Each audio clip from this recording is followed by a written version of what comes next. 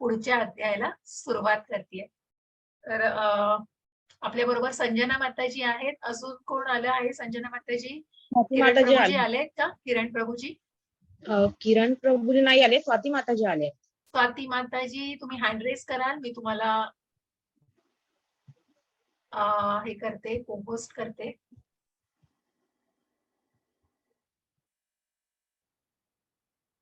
बाकी सगळ्यांचे प्रश्न मी प्लीज नंतर घेईन, कारण की आपल्याकडे वेळ थोडा असतो. मी सगळ्यांना म्हटलं की मी सगळ्यात शेवटी तुम्हाला अगदी 10-15 मिनिटं नक्की देईन, पण आत्ता कुणाला मी वेळ देत नाही. म्हणूनच सगळ्यांना मला क्षमा करा, मी सगळ्यांना म्यूट ठेवतेय. संजना माताजींना म्हणूनच सांगते की सगळ्यात शेवटी आपण निश्चित, जसं मी रोज वेळ देते तुम्हाला, आपण 15 मिनिटं निश्चित त्याच्यावर वेळ देते. तुमच्या ज्या मनामधले जे काही प्रश्न, मी शंका हा शब्द वापरणारच नाही, कारण शंका मनात असता तर तुम्ही ते आल्याच नसता. आणि म्हणूनच अध्ययनाच्या ज्या बाबतीत तुम्हाला जे प्रश्न आहेत मनामध्ये, मग ते अगदी आतापर्यंत त्या शिकवलेल्या जे अध्यायांपर्यंत आहेत त्या सगळ्या प्रश्नांची तुम्हाला उत्तरं मिळतील, सगळ्याचं निरसन केलं जाईल. पण मला थोडा वेळ द्या, कारण वेळेअभावी मग आपला अध्याय कुठेतरी पूर्ण होऊ शकत नाही आणि मग त्याच्यात वेळ जातो. तर आपण सगळ्यात शेवटी निश्चित याच्यासाठी वेळ देऊया. तर आपण त्या दृष्टीने आपण आता अध्यायाला सुरुवात करतो आहोत. की सगळ्यात पहिले म्हणजे मी जसं म्हणते की 5व्या अध्यायाला सुरुवात करण्याआधी मी थोडीशी कुठेतरी उजळणी घेत असते आणि माझ्याशी थोडासा संवाद साधा की आपण 4थ्या अध्यायात मग कुणाला पहिल्यांदी भगवद्गीता शिकवली हो, कुणाला भगवद्गीता सांगितली गेली, कित्येक लक्ष वर्षांपूर्वी. मग इतिहास जो आपण काल बघितला 4थ्या अध्यायात, मग थोडासा संवाद साधा. मला काही खूप अशी हे नाहीये, सूर्याला अगदी बरोबर. मग त्याचं नाव काय सांगितलेलं मी? विवस्वान. अगदी बरोबर दीपाली माताजी. आणि मग विवस्वानाने कोणाला सांगितली?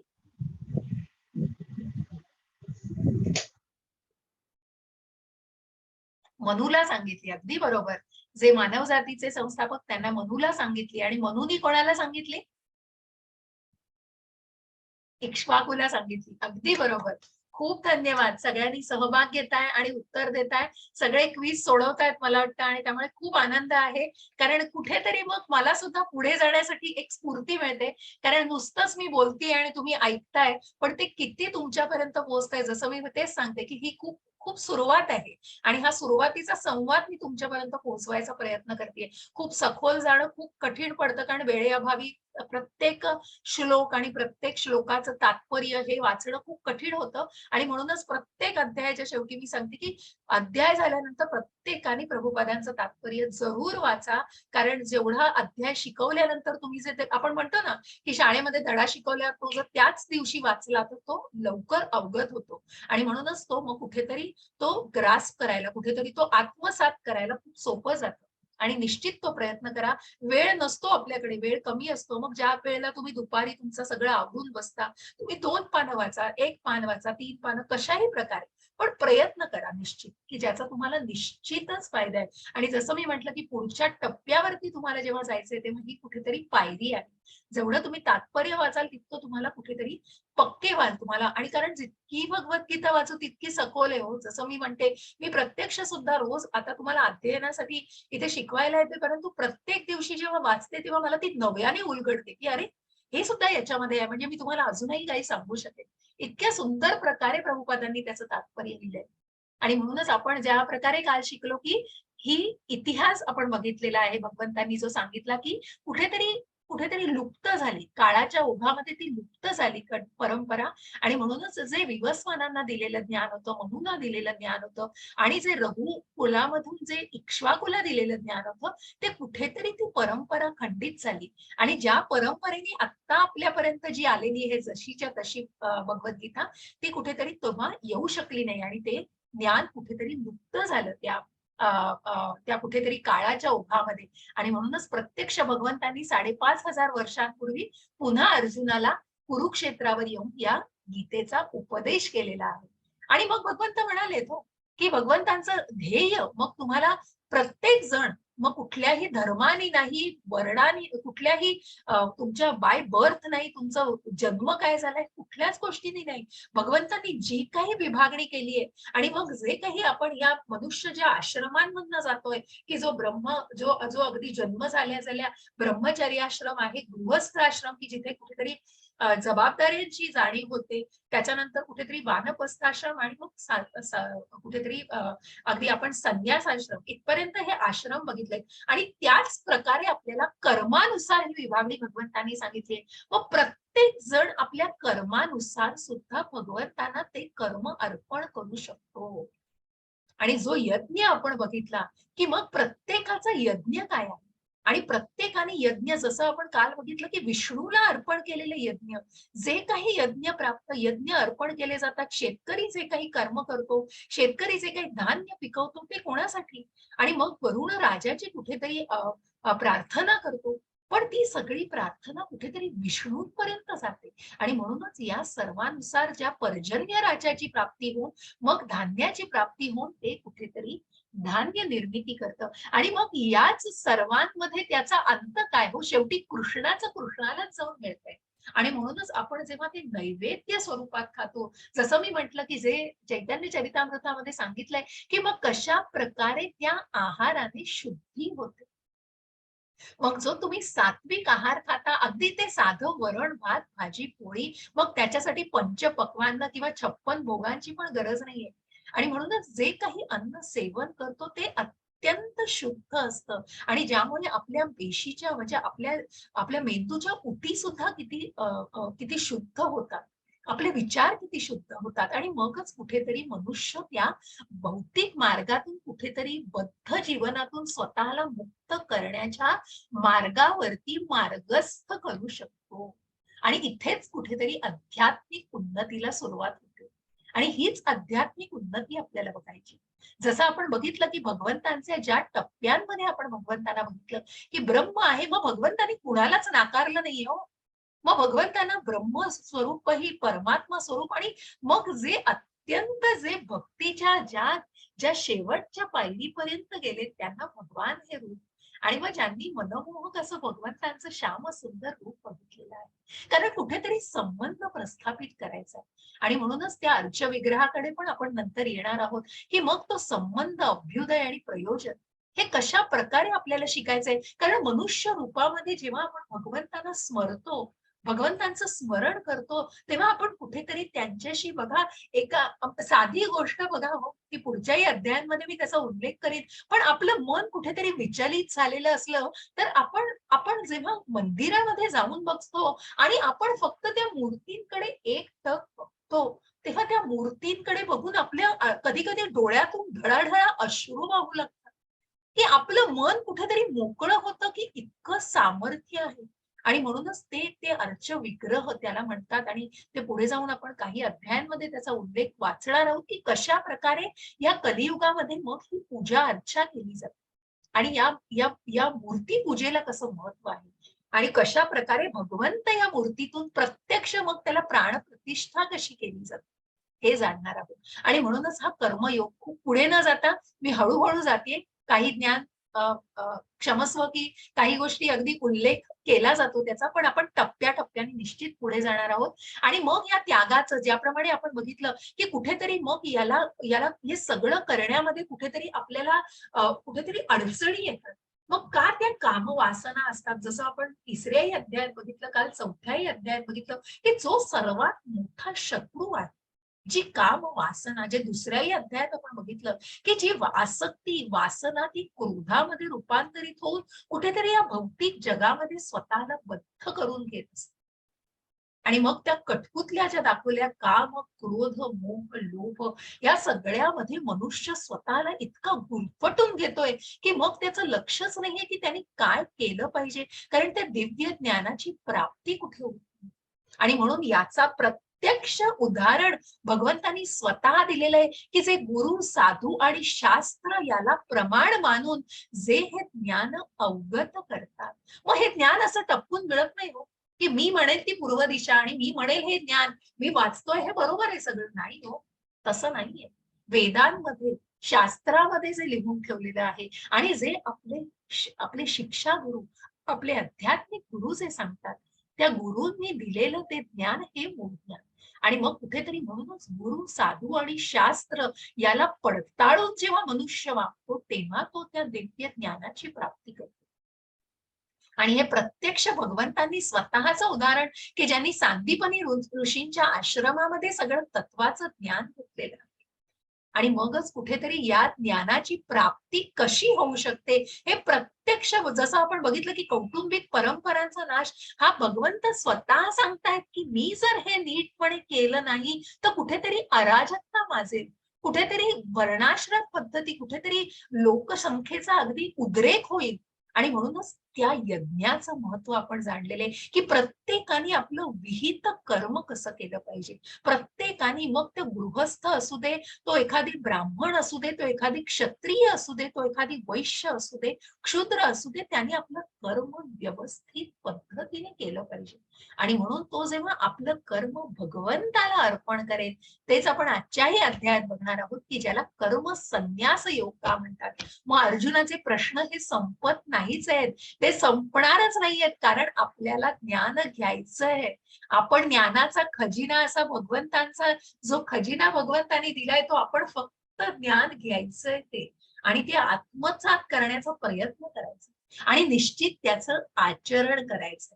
हे आचरण करणं हे अत्यंत महत्वाचं आहे.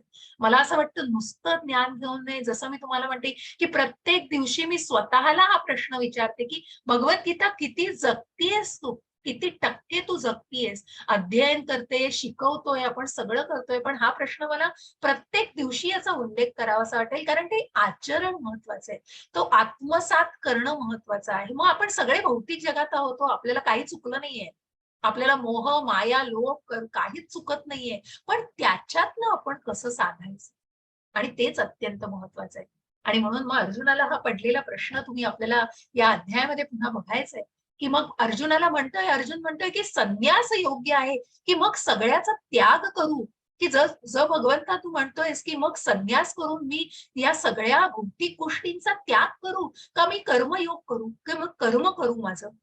मग हे कर्म कसं करायचं, भगवंतांनी तिसऱ्याही अध्यायात सांगितलंय की कर्म कर, कर्मापासून पळू नकोस, कर्म केलंच पाहिजे, कारण ते तुझं विहित कर्म आहे, त्याच्यापासून पळू नकोस. तुझं ठरवलंस की हिमालयात जाऊन मी संन्यास घेऊन तिथे बसतो, तर तसं नाही, तू तुझ्या कर्मापासून पळतोयस, कुठेतरी जबाबदाऱ्यांपासून पळतोयस.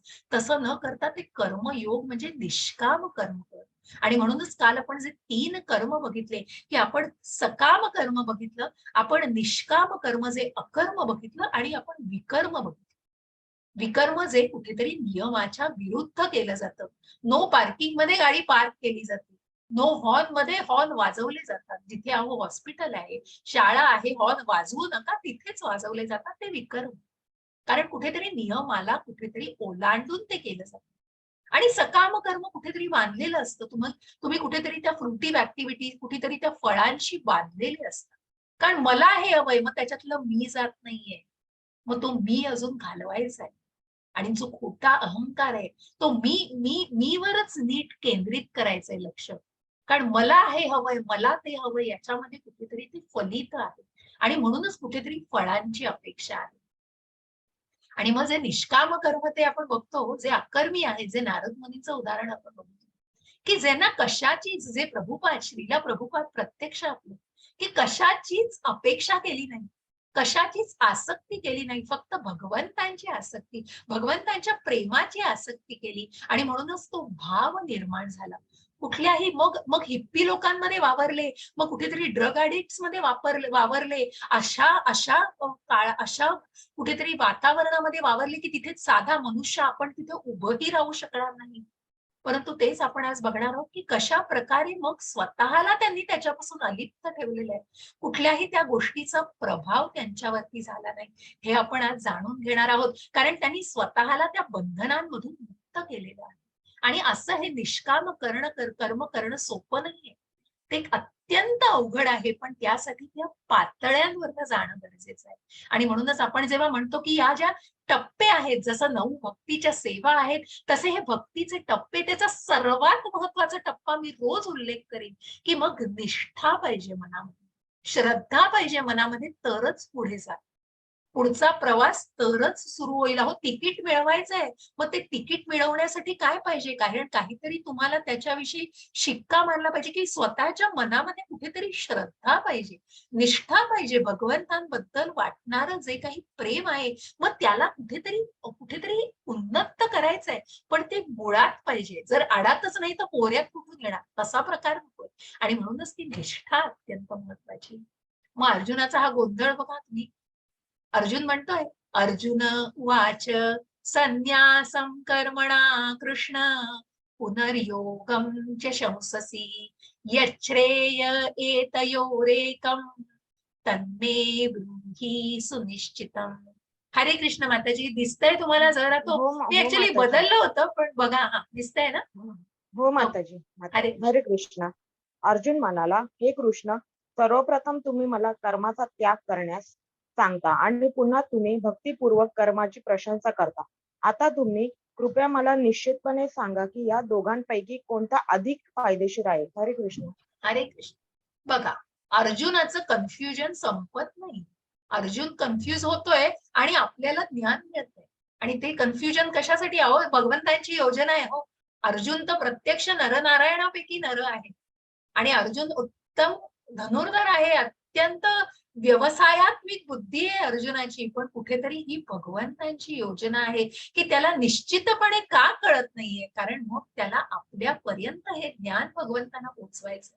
आणि म्हणूनच अर्जुन भगवंत सांगतायत पुढे की कशा प्रकारे मग हे आधीच्या ज्या ज्या गोष्टींबद्दल आपण आधी ऐकलं, की मग दुसऱ्या अध्यायामध्ये तिसऱ्या अध्यायामध्ये हे थोडेसे काही श्लोक आपल्यापर्यंत येतात.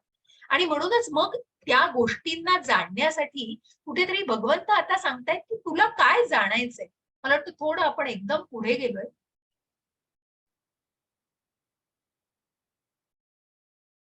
ना हा ठीक आहे. म्हणजे इथे कुठेतरी आपण 5.3. तर हे सगळं आपण आधी ही गोष्ट वाचायची. इथे इथून ऍक्च्युली सुरू होते आणि हे जे आधीच आहे हे थोडस आपण जे आधी मी तुम्हाला प्रत्येक वेळी रिव्हिजन दाखवते की मग कोरड्या मानसिक अनुमानापेक्षा भक्ती सेवा उत्तम. दुसरा अध्याय सांगतोय की कृष्णाने वर्णन केलेल्या आत्म्याचं ज्ञान, मी शरीर नाही मी आत्मा आहे. आणि मग दुसऱ्या श्लोकामध्ये कुठेतरी विहित कर्तव्य, मग तुला तुझं युद्ध करायचंय, तू कुठलेही एक्सक्यूज सांगू नको, तू कुठल्याही प्रकारचं पाप मानू नको. पण हा सगळ्याचा कुठेतरी सार जे आता आपण सगळ्याबद्दल बोललो हेच त्या प्रकारे. आणि म्हणूनच चौथ्या अध्यायाच्या शेवटच्या श्लोकात पुन्हा अर्जुनाला उठून युद्ध करायला सांगितलंय, कारण गुरु साधू आणि शास्त्र यांच्या मार्फत जे ज्ञान घेऊन भगवंतांनी सांगितले की कर्म श्रेष्ठ आहे. आणि म्हणूनच कर्मयोग श्रेष्ठ आहे हे परत भगवंत आता सांगतायत की परमात्म्याने उत्तर दिलेलं आहे. श्री भगवान वाच संन्यासः कर्मयोगश्च निःश्रेयसकरावुभौ तयोस्तु कर्म संन्यासात् कर्मयोगो विशिष्यते. हरे कृष्ण माता. स्वाती माताजी. हरे कृष्ण माताजी.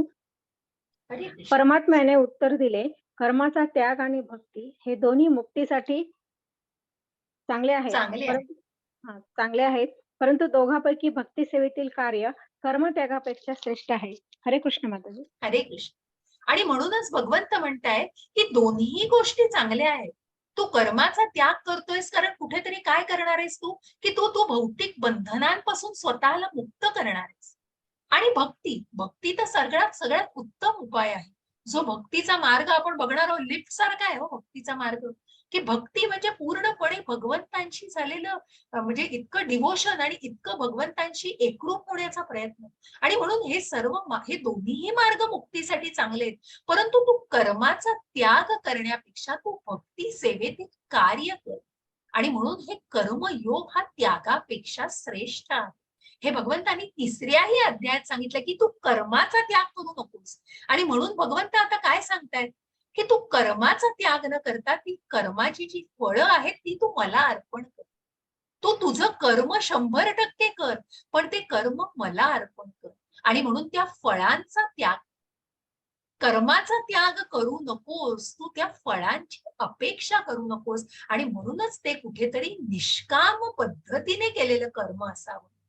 मग ते कुठेतरी सकाम कर्मामध्ये. आणि म्हणूनच जेव्हा बघा दोन मधले फरक बघा की ज्या गोष्टींमध्ये कर्माचा त्याग मग त्या कर्माच्या त्यागाला कुठेतरी ते अपूर्ण त्याग म्हटला जातो, कारण मग त्याला फलगू वैराग्य म्हटलं जातं.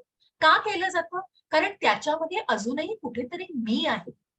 मी कर्माचा त्याग करतोय, मी भौतिक बंधनांपासून मुक्त होतोय, कारण मला मोक्ष मिळवायचा आहे. मग तिथे कृष्ण नाहीये हो कुठे. आणि मग जेव्हा एखादा भक्त हे करतो, तेव्हा तो भक्त त्या भौतिक जगतामधल्या सगळ्या कार्यांमध्ये, सगळ्या कर्मांमध्ये स्वतःला इन्व्हॉल्व्ह करतो.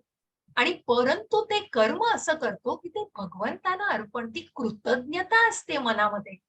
आणि म्हणूनच जो कर्माचा त्याग केला जातो, त्यापेक्षा कर्म जे कृष्ण भावना भावित भक्ती सेवेतील कर्म हे सर्वात त्यागापेक्षा श्रेष्ठ आहे. कारण हा त्याग कुठेतरी अपूर्ण त्याग आहे.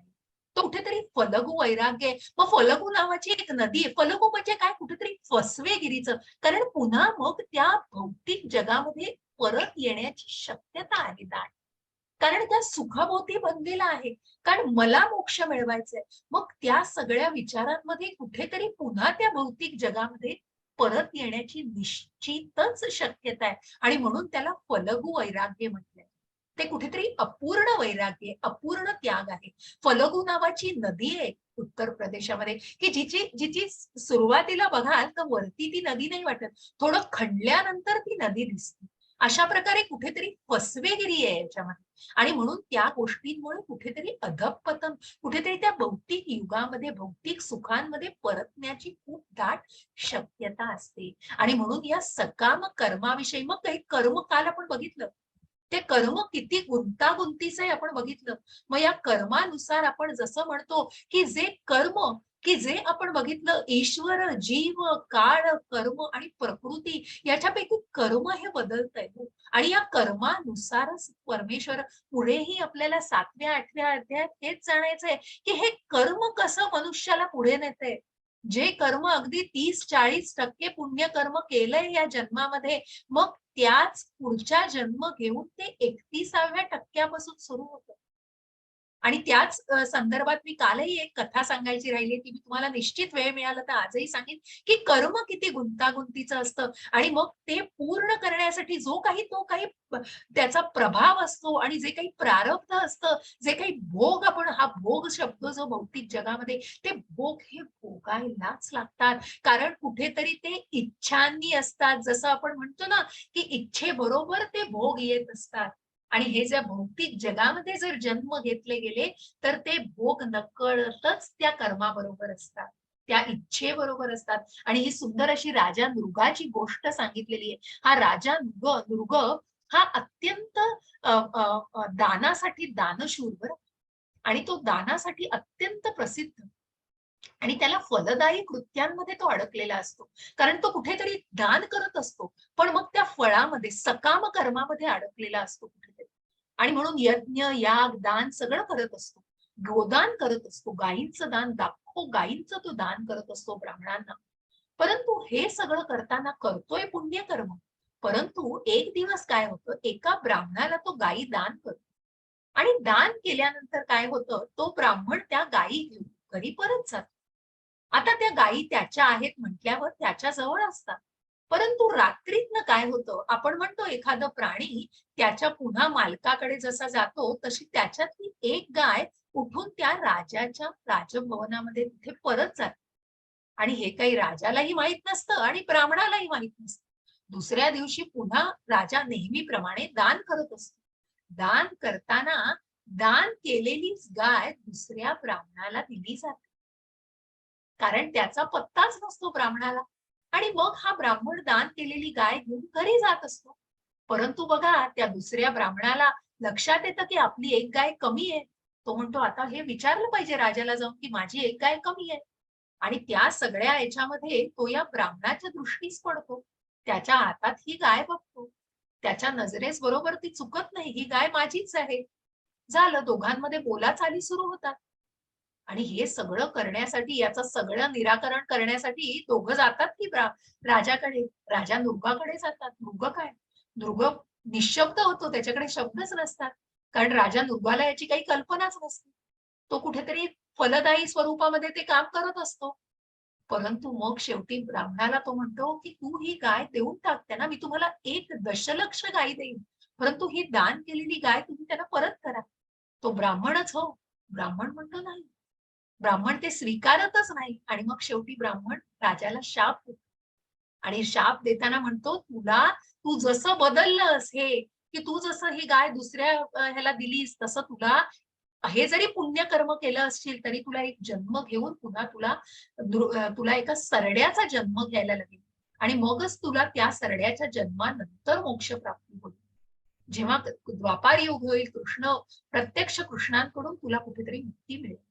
आणि म्हणून अशा या सरड्याला त्याचे भोग बघा की मग तो देह त्याग करतो. मृगराजा देह त्याग करतो. तर तेव्हा यमराज त्याला विचारतात की तू अनेक पुण्य पण केलं आहेस आणि अनेक पाप पण, म्हणजे तू एकच पाप केलंयस ब्राह्मणाला फसवण्याचं, तर मग तुला पुण्याचं कर्म जास्त आवडेल, लगेच त्याचं पुण्याचं कर्म फलित, का मग तुला पापाचं हे व्हायचंय, तुला पापाचं प्रायश्चित्त घ्यायचंय. मग राजा म्हणतो की नाही, मला आधी पापाचं प्रायश्चित्त घ्यायचंय. आणि मग शेवटी मग त्याला त्या सरड्याचा 1001 वर्षांपर्यंत तो त्या विहिरीमध्ये, सरडा तुम्हाला इथे दिसेल, अनेक असा मोठा प्राणी बघा, हा सरड्याच्या रूपामध्ये तो त्या विहिरीमध्ये पडून राहतो. आणि अनेक हजार वर्षांनंतर मग द्वापार युगामध्ये जेव्हा कृष्णाची मुलं काही कारणास्तव तिथे आजूबाजूला फिरत असतात, तेव्हा त्यांना तहान लागते म्हणून त्या विहिरीपर्यंत ते जातात. तर विहिरीत पाणी नसतं. ते डोकावून बघतात तर अशा वेगळ्या प्रकारचा प्राणी असतो, हा मोठा सरडा असतो. ते वडिलांना जाऊन सांगतात कृष्णांना की असं असं आम्हाला पाणी पिण्यासाठी तिथे गेलो, पण त्या विहिरीत असा एक प्राणी आहे. आणि मग ह्या बघितल्यानंतर कृष्ण प्रत्यक्ष त्या सरड्याला हात लावतात. कृष्णच होते, त्यांच्याकडून मोक्षप्राप्ती निश्चितच मिळणार असते. आणि कृष्ण प्रत्यक्ष डाव्या हाताने त्या सरड्याला बाहेर काढतात आणि त्याला कुठेतरी पुन्हा तो त्या राजा मृगाच्या रूपामध्ये येतो. आणि मग त्याला सगळं प्रायश्चित्त आणि पुन्हा तो सगळ्या कुठल्याही फलदायी क्रियांमध्ये न अडकता तो फक्त भक्तीच्या सेवेमध्ये जातो. आणि मग त्या भक्तीच्या मार्गाने तो आत्मसाक्षात्कारी भावनेने त्याला मोक्ष प्राप्ती होते. परंतु कुठेतरी बघा त्या कर्माचे भोग भोगायला लागतात, कारण कुठेतरी तो सकाम कर्मांमध्ये अडकलेला असतो. आणि म्हणून ज्या फलगु वैराग्याबद्दल मी सांगितलं, प्रपंचीकताय बुद्ध्या हरिसंबंधी वस्तुनाः मुमुक्षुभिः परित्यगो वैराग्यम फलगु कथ्यते. मोक्ष प्राप्तीसाठी आसुसलेले लोक जेव्हा परमात्म्याशी संबंधित गोष्टींचा त्याग करतात आणि असं मानतात की त्या गोष्टी भौतिक आहेत, तेव्हा त्यांचा तो त्याग अपूर्ण मानला जातो. जे मी तुम्हाला आधी सांगितलं, आणि म्हणूनच त्याला फलगु वैराग्य, ते अपूर्ण वैराग्य म्हटलं जातं. मग शुद्ध वैराग्य कशाला म्हटलं जातं? जेव्हा एक भक्त ती गोष्ट करतो आणि भक्त त्या भक्तीमध्ये कर्म पूर्ण करतो, मग तो त्या कर्माचाही त्याग करत नाही, पण त्या कर्मफलाचा त्याग करतो आणि निष्काम पद्धतीने ते कर्म करतो. कारण कर्म करणं, जसं कालही भगवंतांनी सांगितलं की कर्म करणं हे तुला अगदी तू तुझं कर्म केलंच पाहिजे, तू तुझं विहित कर्तव्य पार पाडलंच पाहिजे. आणि म्हणूनच मग कुठेतरी ते शुद्ध वैराग्य असं आहे. आणि हा प्रश्न म्हणून भगवंतांना पडल्यावर, अर्जुनाला पडल्यावर, कर्मयोग की कर्म संन्यास, तिथे भगवंत सांगतायत श्रेयम ज्ञेयम नित्य संन्यासी यो न द्वेष्टी न कांक्षती निर्द्वंद्वो हि महाबाहो सुखम बंधात प्रमुच्यते. हरे कृष्ण माताजी. आणि कृष्णा, जो आपल्या कर्माचा द्वेष करत नाही किंवा त्याच्या फळाची इच्छाही करत नाही, तो सदैव संन्यासी समजला जातो. हे पराक्रमी अर्जुना, सर्व द्वैतांपासून मुक्त झालेला असा मनुष्य भौतिक बंधनावर सहज विजय मिळून पूर्णपणे मुक्त होतो. हरे कृष्ण. हरे कृष्ण माताजी. आणि म्हणूनच मग भगवंत सांगतायत की ज्याला हे ज्ञान मिळालेलं आहे की कुठेतरी जेव्हा तो हे अपूर्ण वैराग्य घेऊन पुन्हा भौतिक बंधनांमध्ये अडकेल, हे ज्याला समजलेलं आहे, तो ना आपल्या कर्माचा द्वेष करतो, ना कुठल्या फळाची अपेक्षा करतो. जे तो कर्म करतो तो निष्काम पद्धतीने करतो, कारण त्याने कुठेतरी त्याच्या मनावरती संन्यास मिळवलेला आहे. आणि मग तोच एक उत्तम योगी असू शकतो. म्हणून आपण जो म्हणतो की संन्यासीपेक्षा योगी हा कधी असतो, कारण त्यांनी त्याच्या मनावरती संन्यास मिळवतो. आणि त्याच्या मनावरती नियंत्रण मिळवलेलं आहे आणि म्हणूनच तो सदैव मग संन्यासी, पूर्णपणे संन्यासी समजला जातो, जो निष्काम पद्धतीने कर्म करतोय, जो कुणाचाही द्वेष करत नाही आणि स्वतःचं कर्म एका निष्काम म्हणजे फळाची अपेक्षा न करता ते कर्म केलं जातं, कारण तो सर्व द्वैतापासून मुक्त झालेला असतो आणि तो मनुष्य भौतिक बंधनांवर सहज विजय मिळवून पूर्णपणे मुक्त होतो. आणि म्हणून मग त्याला त्या द्वैताचं कुठल्याही गोष्टीची त्याला अपेक्षा नसते, की मी हे कर्म केलंय, मग मी आज हे पुण्य केलं, मी आज एवढ्या शाळांना दान केलंय, म्हणजे निश्चित मला पण तेवढं मिळालं पाहिजे. मी रक्तदान केलंय, म्हणजे मला सुद्धा तेवढी रक्ताची बाटली नेहमी मिळाली. अहो, तुम्हाला मिळेल, परंतु तुम्ही ते कर्म करताना तुम्ही मनातल्या भावना लक्षात घ्या. आणि ती भावनाच महत्वाची आहे. परिणामांचा त्याग करा, कृतीचा त्याग करू नका. आणि म्हणून त्या परिणाम म्हणजे त्या फळांचा त्याग करा. भगवंत म्हणताय झाड लावा, झाड अगदी उत्तमपणे लावा, परंतु त्या झाडाच्या फळांची काळजी घ्यायला मी आहे. तुम्ही ती फळं किती येतील आणि मला किती फळं मिळतील, परीक्षेमध्ये मुलांना सांगताना मी हेच सांगायचे, अभ्यास करा, 100% अभ्यास करा, पेपर पूर्ण लिहून या, किती मार्क मिळतील मिळणार, ती काळजी तुम्ही करू नका. निश्चितच तो प्रयत्न करणं आणि म्हणूनच परिणामांचा त्याग न करता परिणामांचा त्याग करा, कृतीचा त्याग करू नका. अशी एक सुंदर ही भागवतामधली कथा आहे, जी हरिदास ठाकूरांची कथा आहे, की ज्या द्वेषाला म्हणजे मनुष्य इतका शुद्ध की साधू संग लव मात्रे हो, की नुसत्या साधू संघाच्या नुसत्या त्या संघाने सुद्धा कशा प्रकारे मन परिवर्तित होतं. मग असे हे हरिदास ठाकूर गावामध्ये राहत असताना बघा, वेगवेगळ्या प्रकारची, जसं आपण म्हणतो या जगामध्ये जितकी चांगली लोक आहेत तितकी द्वेष करणारी, तसाच एक काझी असतो, तो या हरिदास ठाकूरांचा द्वेष करत असतो. आणि ते नामस्मरण म्हणजे प्रत्यक्ष चैतन्य महाप्रभूंनी त्यांना नामाचार्य नाव दिलेलं असतं, कारण त्यांनी कुठेतरी पण केलेलं असतं की 3 लाख वेळा, की दिवसभरात मी इतकं नामस्मरण केल्याशिवाय ना अन्न ग्रहण करीत ना पाणी ग्रहण करीत, असा त्यांनी स्वतःला एक पण, स्वतःच्या शरीराला ती शिस्त, मनाला ती शिस्त लावलेली असते. आणि असे हे हरिदास ठाकूर, ज्यांना चैतन्य महाप्रभूंनी नामाचार्य म्हणून संबोधलेलं आहे, असे हे हरिदास ठाकूर प्रत्यक्ष स्वतःच्या नामस्मरणामध्ये गुंतलेले असतात. हा काझी, या काझीला कुठेतरी त्यांना पडताळायचं असतं आणि म्हणून एका वेश्येला तो त्या हरिदास ठाकूरांकडे पाठवतो. ती वेश्या जाते, शेवटी ती आदेशानुसार, तिला काही पैसे दिले असतील किंवा कुठल्याही तिच्या स्वतःच्या गुणांनुसार ती हरिदास ठाकूरांकडे जाते आणि हरिदास ठाकूरांकडे जाऊन ती तिथे थांबते आणि मग तिथे थोडा वेळ वाट बघते आणि वाट बघितल्यावर मग हरिदास ठाकूरांना सांगते की मला तुमच्याशी बोलायचंय, मला तुमच्याशी काम आहे. हरिदास ठाकूर म्हणतात, ठीक आहे, तुम्हाला काम आहे तर मला थोडा वेळ द्या, माझं काम संपवू द्या, माझं काम संपलं की मी निश्चित तुम्हाला वेळ देईन. ठीक आहे, ती वेश्या काही काळ बाहेर उभी राहते आणि थोडा वेळ जातो, संध्याकाळ होते, रात्र होते, शेवटी ती कंटाळून निघून जाते. दुसरा दिवस उजाडतो, दुसऱ्याही दिवशी सेम रिपीट होतं, त्याही दिवशी तीच कथा घडते.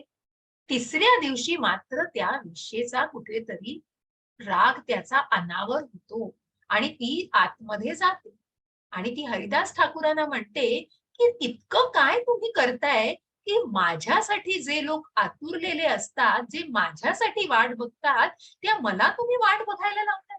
इतकं काय तुम्ही करताय, मी जाणून घेऊ शकते का? हरिदास ठाकूर फक्त तिच्याकडे बघतात आणि म्हणतात, मी याच प्रश्नाची वाट बघत होतो आणि म्हणूनच याच गोष्टीसाठी मी थांबलेलो होतो, की हे बघ, हे मी नामस्मरण करतोय आणि हे चिंतन करतोय. आणि फक्त त्या हरिदास ठाकूरांकडे बघून आपण म्हणतो साधू संग लवमात्रे, ती ती वेश्या असते ती परिवर्तित होते, तिच्या मनाचं इतकं परिवर्तन होते की ती तिच्या केसांचं मुंडन करून तिथे प्रत्यक्ष हरिदास ठाकूरांकडून दीक्षा घेते आणि तिथे तुळशी वृंदावनापाशी बसून नामस्मरणाला सुरुवात करते. इतका परिणाम बघा, फक्त शुद्ध भक्ताच्या सहवासाचा हा परिणाम.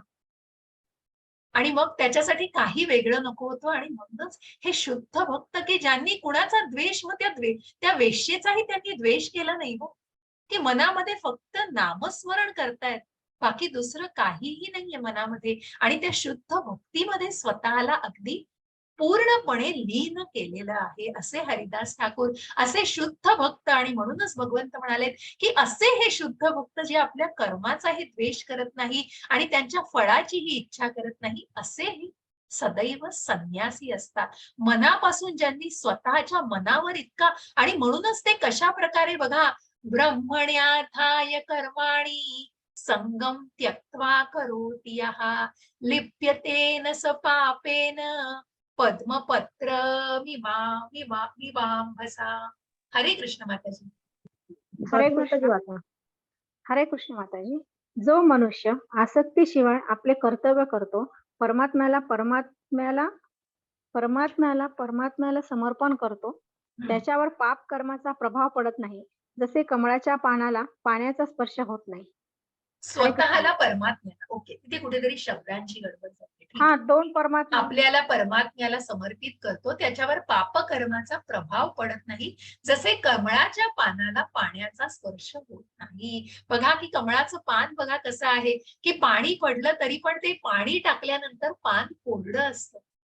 ज्याप्रमाणे हरिदास ठाकूरांनी त्या वेश्येचं परिवर्तन केलं, परंतु त्या वेश्येचा कुठलाही प्रभाव त्यांच्यावर पडला नाही, कुठलाही त्या निगेटिव्ह, त्या वेश्येविषयी वाटणारी कुठलीही ओढ किंवा या गोष्टींनी, कारण इतकं शुद्ध मन होतं हो, कारण आसक्तीच नव्हती मनामध्ये, आपलं कर्तव्य माहिती होतं, आपलं काय ध्येय आहे, त्या आत्मसाक्षात्काराच्या भावनेमध्ये स्वतःला इतकं दृढ केलेलं होतं की मग त्या कुठल्याही गोष्टीची आसक्ती नव्हती. प्रत्यक्ष आपले श्रीला प्रभुपाद जे हिप्पींमध्ये राहिले, जे ड्रग ऍडिक्ट्स मध्ये राहिले, परंतु त्यांच्यावरती त्यांचा कुठलाही वाईट प्रभाव पडला नाही, कारण ते स्वतःला अलिप्त म्हणून त्या पापकर्माचा प्रभाव पडत नाही अशा व्यक्तींवर, कारण त्यांनी तितकी दिव्य दृष्टी गाठलेली असते, तितकी दिव्यता गाठलेली असते, त्या पातळी गाठलेली असते, आणि म्हणूनच त्यांच्यावर त्या पापकर्माचा प्रभाव पडत नाही. ज्याप्रमाणे कमळाच्या पानाला पाण्याचा स्पर्श होत नाही, हे आपले श्रीला प्रभुपाद की ज्यांनी किती परिवर्तन केलंय हो, मग ज्यांनी जगामध्ये जाऊन कृष्ण भावनेचा प्रसार केलाय. तुम्ही आम्ही ज्या स्थळी उभंही राहू शकणार नाही अशा स्थळी प्रत्यक्ष प्रभुपाद गेलेत, आणि त्यांनी प्रभुपादांनी त्यांचं मन परिवर्तन करून त्यांना कृष्ण भावनेमध्ये आणलेले, कृष्ण भावना मनामध्ये जागृत केलेली आहे. असे हे प्रभुपाद, हे फक्त प्रभुपादच करू शकतात, एक शुद्ध भक्तच हे करू शकतात. आणि म्हणूनच अशा या शुद्ध भक्ताला जाणायचंय की ज्यांनी स्वतःला त्या आत्मसाक्षात्कारी, की जे शारीरिक नाही तर आत्मिक पातळीवर स्वतःला बघतात. विद्या विनय संपन्ने ब्राह्मणे गविहस्तिनी शुनिचैव श्वपाके च पंडिताः समदर्शिनाः. हरे कृष्ण माताजी. हरे कृष्ण. नम्र ऋषी, खऱ्या ज्ञानाने विद्वान आणि सौम्य ब्राह्मण, एक गाय, एक हत्ती, एक कुत्रा आणि कुत्रा खाणारा म्हणजेच बहिष्कृत समान दृष्टीने पाहतात. हरे कृष्ण.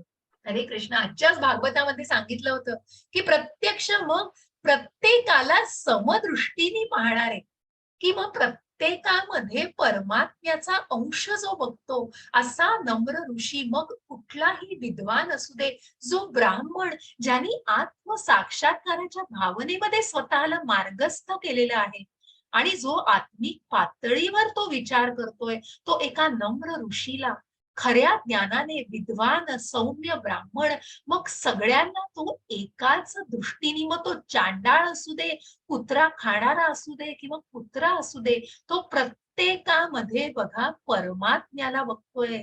हा जीव आहे, हा परमात्म्याला बघतोय, कारण तो कुणालाही भेदभाव करत नाही, कुणाविषयीही त्याच्या मनामध्ये आसुरी नसते, कुठेही प्रकारचा द्वेष नसतो, मत्सर नसतो, कारण तो प्रत्येकामध्ये परमात्म्याला बघत असतो, कुणालाही वाईट दृष्टीने बघत नसतो. ये हि संस्पर्शजा भोगा दुःखयोनय एव ते आद्यन्तवन्तः कौन्तेय न तेषु रमते बुधः.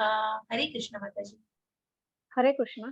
एक बुद्धिमान व्यक्ती दुःखाच्या स्रोतामध्ये भाग घेत नाही, जे भौतिक इंद्रियांच्या संपर्कामुळे होते.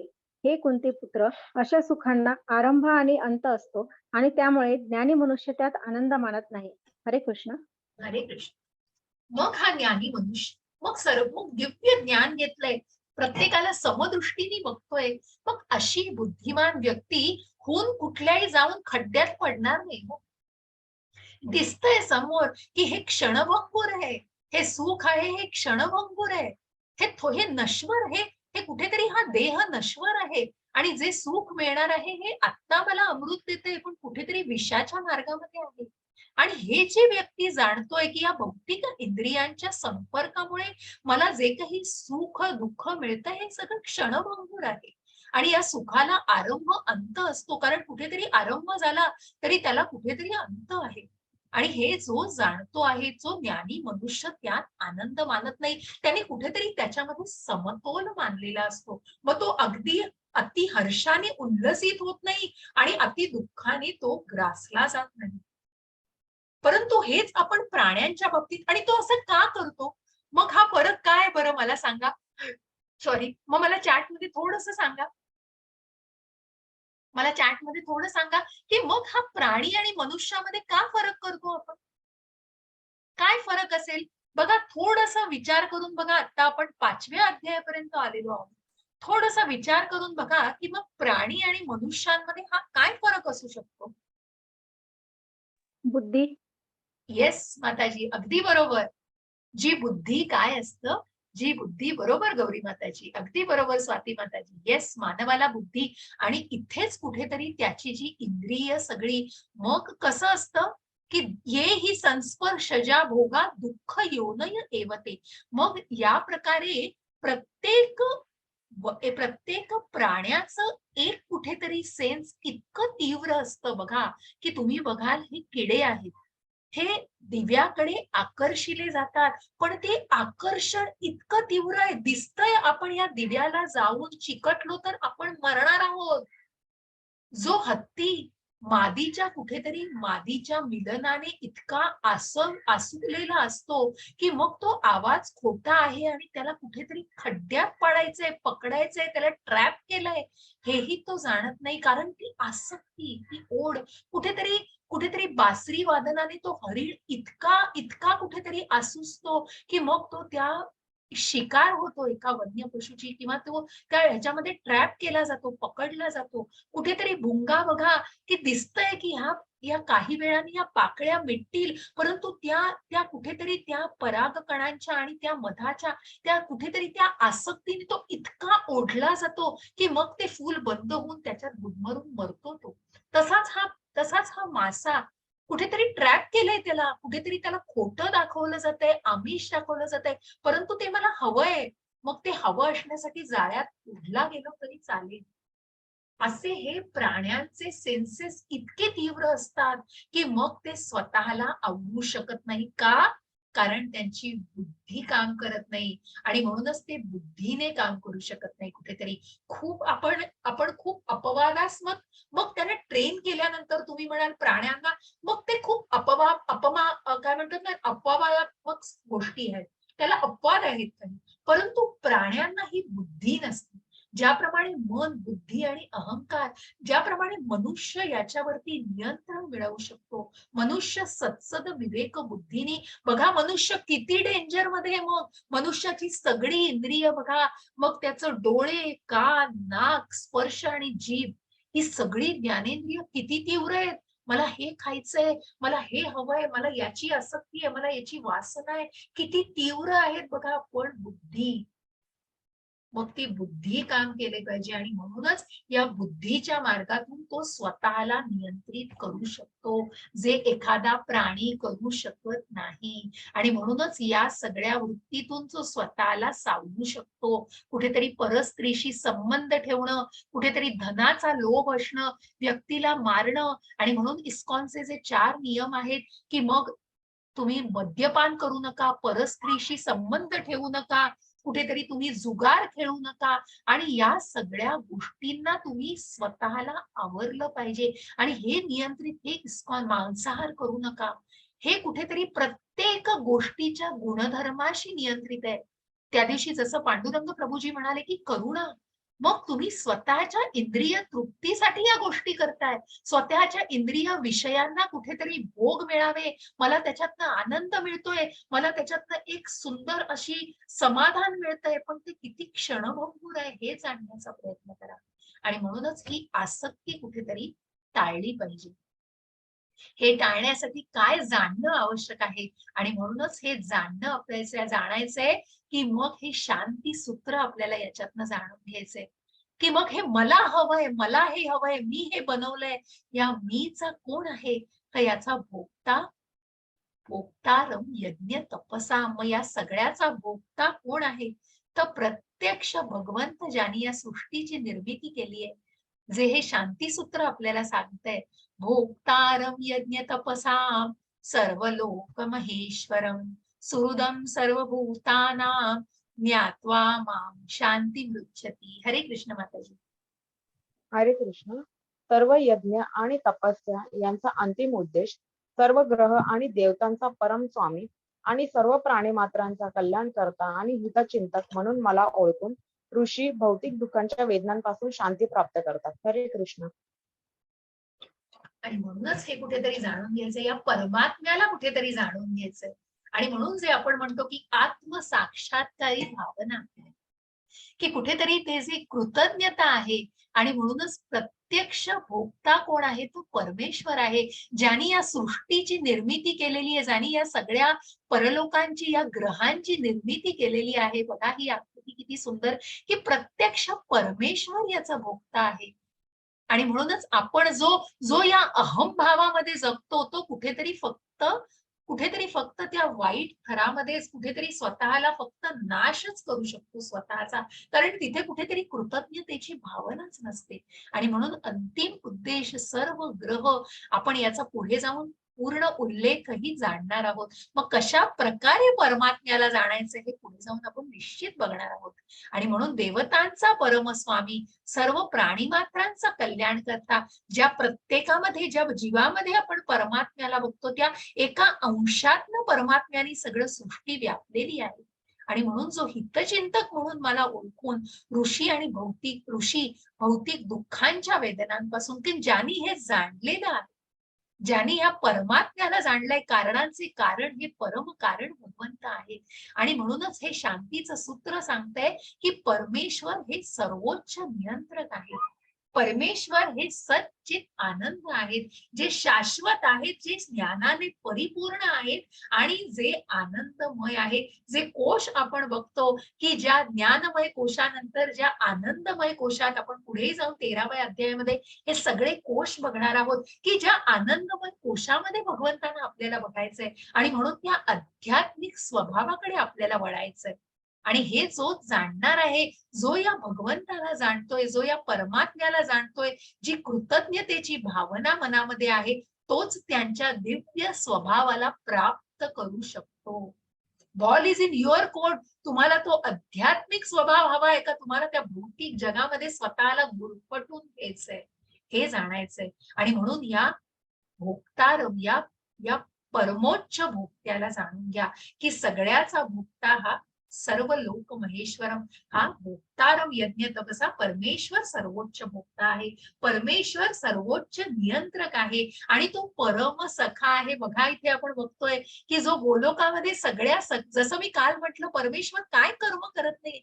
ज्या कर्मयोगामध्ये आपण बघितलं, की परमेश्वर सगळं करतायत, की ज्यांनी अर्जुनाचं सारथ्य केलंय, कंसाचा वध केलेला आहे, अनेक असुरांचा वध केलेला आहे, नंदाच्या गायींचं पालन केलेलं आहे. परंतु हे सगळं करण्यासाठी अजन्मा ते भगवंत प्रकट होत आहेत त्यांच्या इच्छेने, कारण त्यांना भक्तांचा सहवास हवाय, त्यांना भक्तांचा आनंद हवाय, भक्तांच्या सहवासाचा आनंद हवाय, म्हणून प्रत्यक्ष भगवंत अवतरतायत. आणि म्हणून त्यांच्या इच्छेने भगवंत अवतरतायत. आणि म्हणून ज्या गोलोकाचं आपण म्हणतो, ज्या गोलोका धामामध्ये आपण देह त्याग केल्यानंतर भगवंत वाट बघतायत, की मग या भौतिक जगात जर परत यायचं नसेल, तर त्या गोलोकाच्या भगवंताच्या धामामध्ये, जिथे अगदी आनंदी आनंद आहे आणि प्रत्यक्ष भगवंतांची त्यांचे सखे खेळतायत, असा हा सुहृद मित्र आहे, असा परम सखा आहे भगवंत म्हणजे.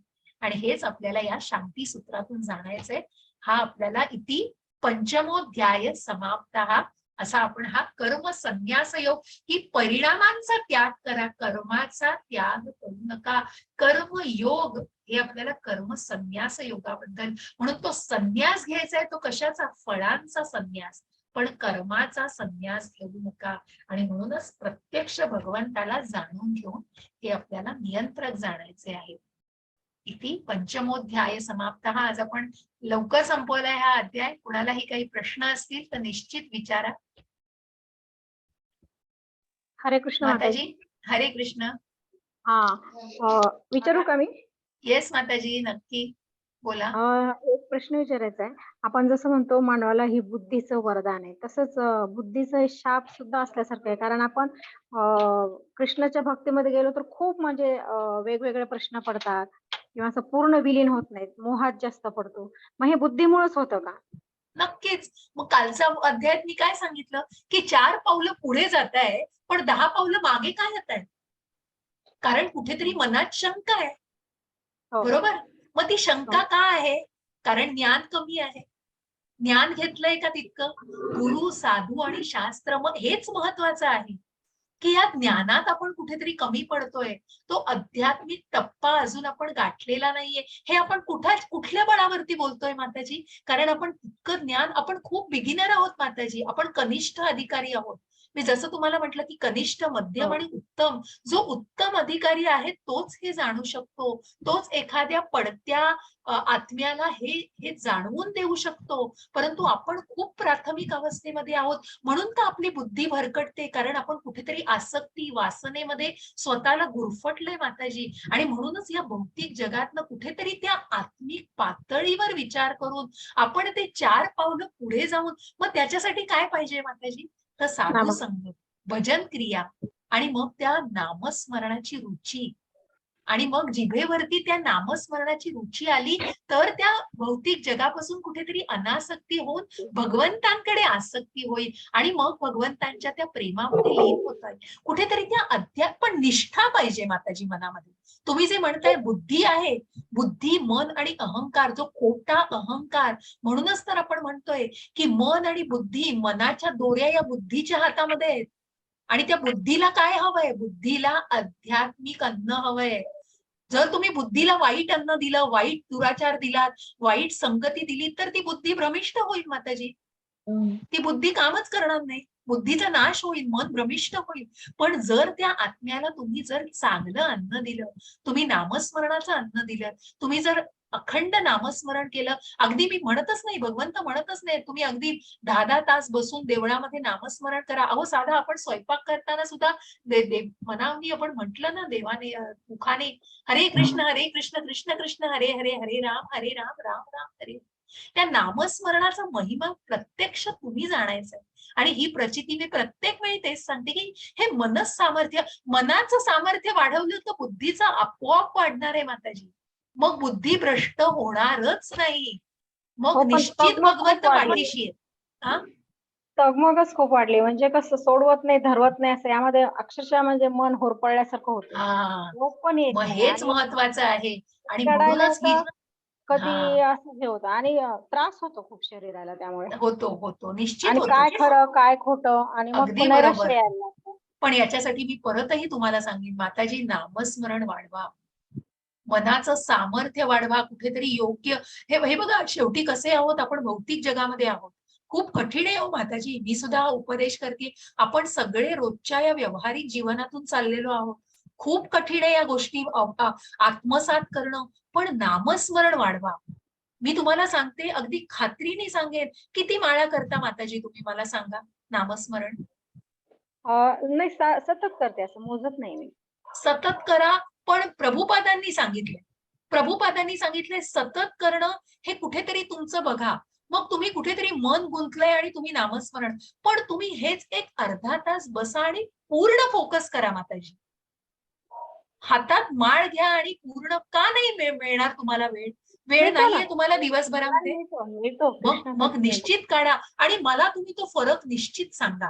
तुम्ही 4 माळा करा, तुम्ही 2 माळा करा, पण तुम्ही एका जागी एकाग्र पद्धतीने करा माताजी. ते तसं केलं ना तर विचार असंख्य येतील.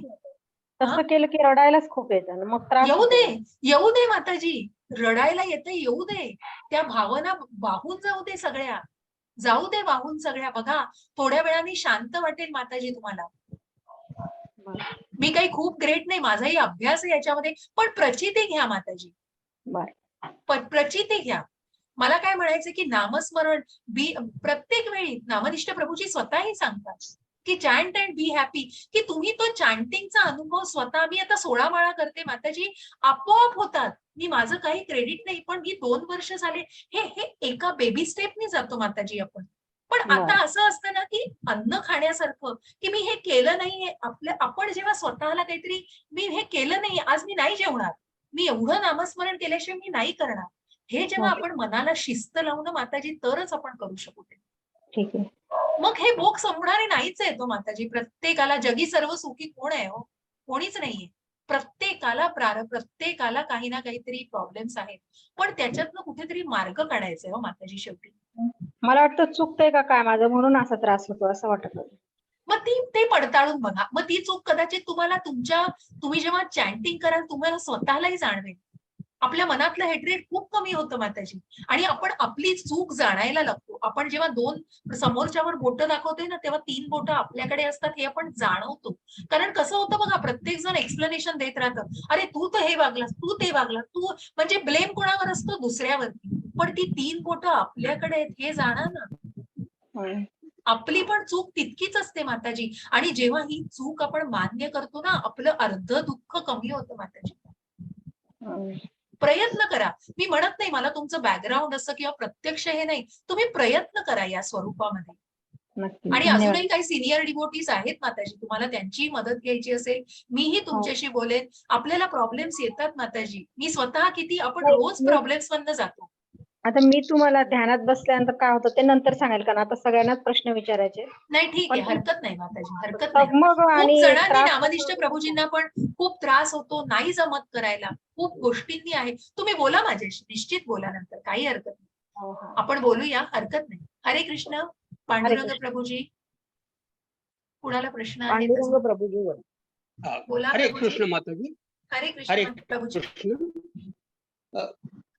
ही रेकॉर्डिंग थांबवा. भगवंत